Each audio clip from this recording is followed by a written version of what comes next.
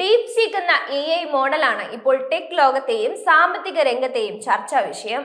ചൈനയിൽ നിന്ന് വന്ന ഒരു ദാവീദ് അമേരിക്കൻ ഗോലിയത്തുമാരായ ഓപ്പൺ AIയെയും ഗൂഗിളിനെയും ഒക്കെ തറ പറ്റിച്ചു എന്നാണ് കഥ. അത് എത്രത്തോളം സത്യമാണ്? NDVയുടെ ഓഹരി മൂല്യം പോലും ഇടിച്ചു താഴ്ത്താൻ മാത്രം എന്ത് അത്ഭുതമാണ് ഡീപ്സീക്കിൽ ഉള്ളത് എന്ന് നോക്കാം. ഡീപ്സീക്ക് ചൈനയിലെ ഒരു കുഞ്ഞൻ സ്റ്റാർട്ടപ്പിന്റെ പേരാണ്.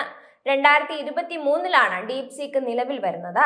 ചൈനീസ് ഫെഡ്ജ് ഫണ്ടായ ഹൈഫ്ലെയർ ആണ് കമ്പനിയുടെ പിന്നിലെ ശക്തി. CEO ലിയാൻ വെൻഫെങ് ആണ്.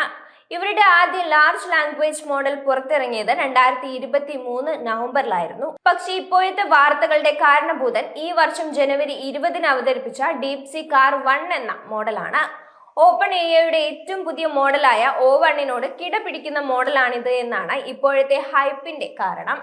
ചോദ്യത്തിന് ഉത്തരം നൽകുന്നതിന്റെ കൃത്യതയുടെ കാര്യത്തിലും ചോദ്യത്തെ മനസ്സിലാക്കുന്ന രീതിയിലുമെല്ലാം അമേരിക്കൻ മോഡലുകളോട് ഒപ്പത്തിനൊപ്പം നിൽക്കും ഈ R1. ഗൂഗിൾ ഡീപ് മൈൻഡ് മുതൽ ആന്ത്രോപിക്കിന്റെ ക്ലോഡ് വരെയുള്ള മോഡലുകൾ ഇപ്പോൾ തന്നെ ഓപ്പൺ AIയുമായി മത്സരിക്കുമ്പോൾ പുതിയൊരു മോഡൽ എങ്ങനെ വൈറലാകുന്നു എന്ന് ചോദിച്ചാൽ ഉത്തരം ചിലവ് തന്നെയാണ്. AI മോഡലുകൾ പരിശീലിപ്പിക്കുന്നതും അവയെ പൊതുപയോഗത്തിനായി ലഭ്യമാക്കുന്നതും വലിയ ചിലവുള്ള കാര്യമാണ്. ഓപ്പൺ AIയും ആന്ത്രോപിക്കും ഗൂഗിളും അടക്കം എല്ലാ മുൻകിട AI ഗവേഷണ കമ്പനികളും പരിശീലനത്തിന് ഉപയോഗിക്കുന്നത് NVIDIAയുടെ വിലയേറിയ GPUകളാണ്. ഡീപ് മൈൻഡും NVIDIAയുടെ ചിപ്പുകളും തന്നെയാണ് പരിശീലനം നടത്തിയത്. പക്ഷെ അവിടെ ഒരു ട്വിസ്റ്റ് ഉണ്ട്.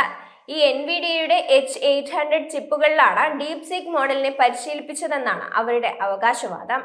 ചൈനയിലേക്ക് പുത്തൻ ചിപ്പുകളുടെ കയറ്റുമതി അമേരിക്ക നിരോധിക്കും മുമ്പ് ഹൈഫ്ലെയർ സ്വന്തം ആവശ്യത്തിനായി വാങ്ങിയ ചിപ്പുകളാണിത്. 2000ഓളം H800 ചിപ്പുകളിലാണ് R1നെ പരിശീലിപ്പിച്ചതെന്ന് ഡീപ്സീക്കിന്റെ റിസർച്ച് പേപ്പറിൽ അവകാശപ്പെടുന്നുണ്ട്. ഡീപ്സീക്ക് പുറമെ പറയുന്ന കണക്കനുസരിച്ച് വികസന ചിലവ് $6 മില്യൺ അടുത്താണ്.